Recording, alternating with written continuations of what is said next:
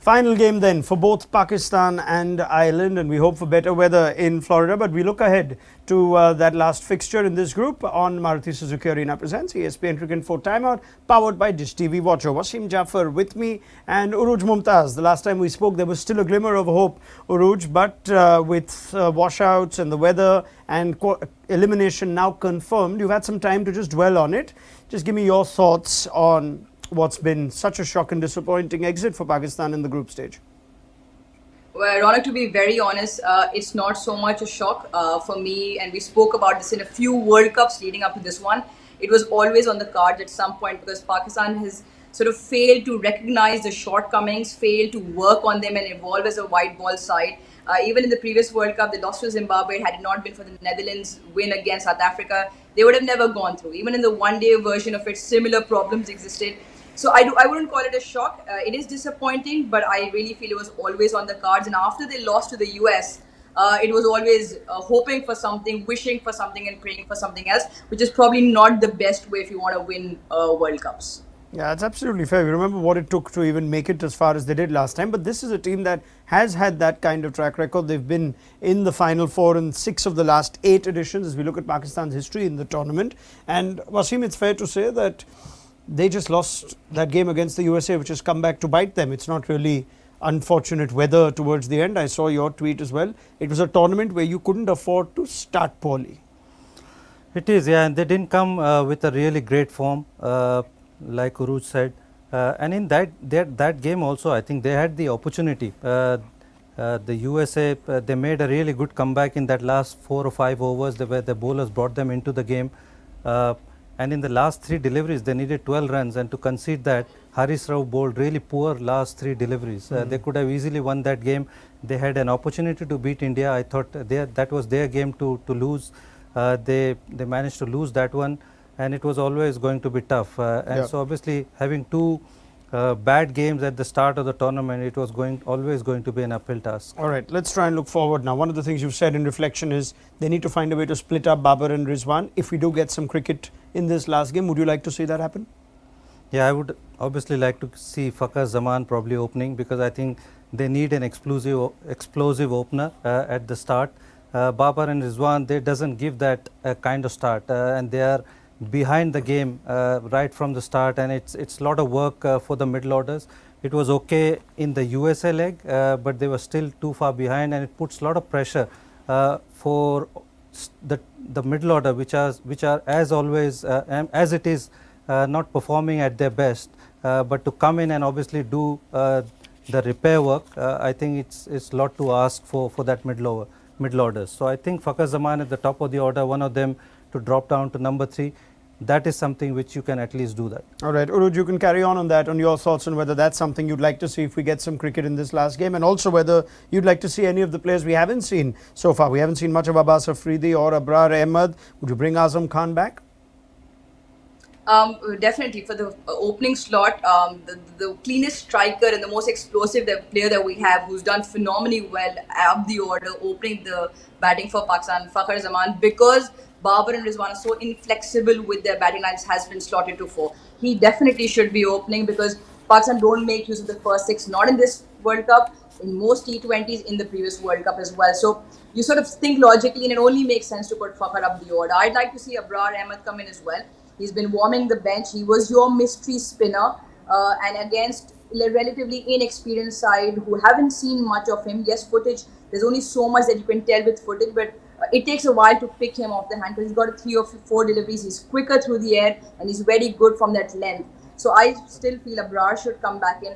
I still don't feel Azam Khan should be coming back into the 11. So definitely Fakhar up the order. Not just for the next game, but I think for going forward as well, that should be his cemented place for sure. The other aspect of this is, Urooj, whether any of the players who they have shown faith with are actually playing perhaps for their immediate future in the T20I side, or whether decisions will be made regardless of this. But are there players that we might see losing their place going forward?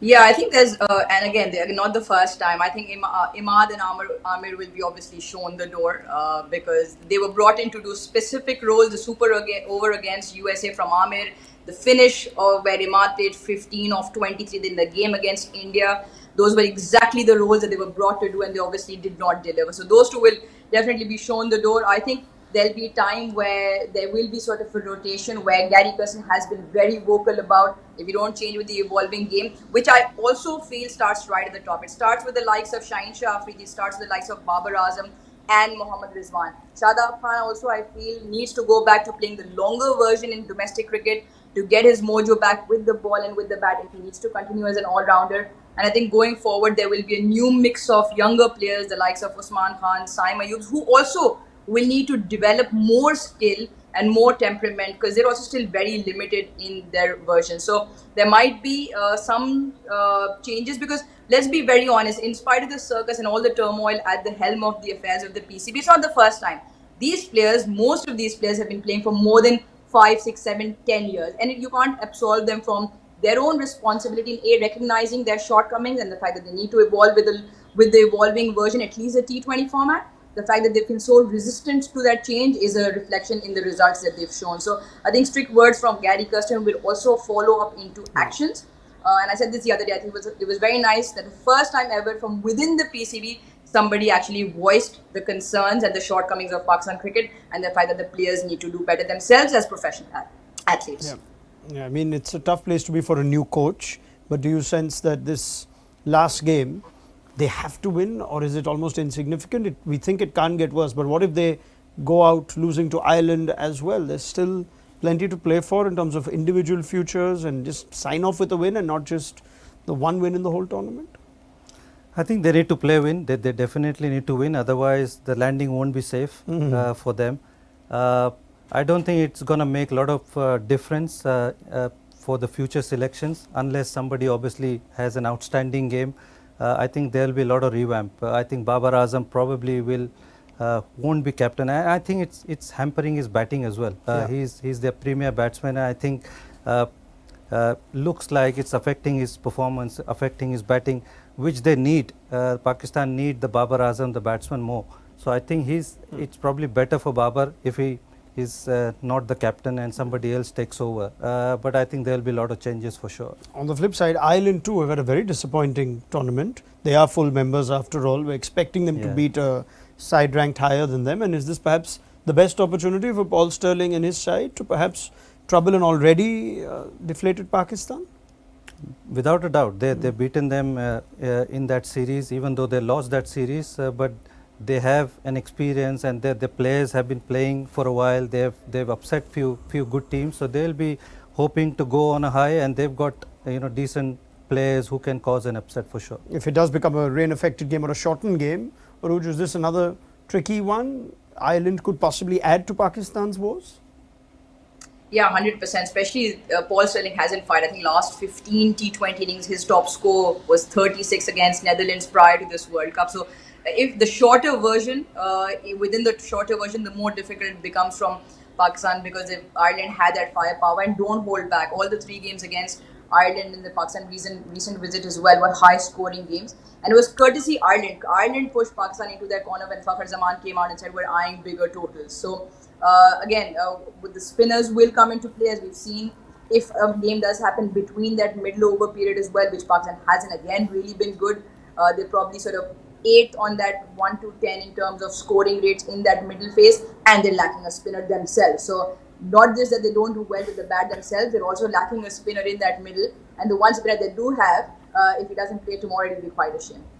All right, Urooj, thank you very much for your time. We'll get more from you on the day of the game itself. Wasim Jaffer, thank you as well. Ireland, Pakistan, disappointing campaigns, but let's see if either of those two can sign off on a high in their final game of this ICC Men's T20 World Cup. That wraps up our preview on Maruti Suzuki Arena presents ESPN Cricinfo Timeout, powered by Dish TV Watcho.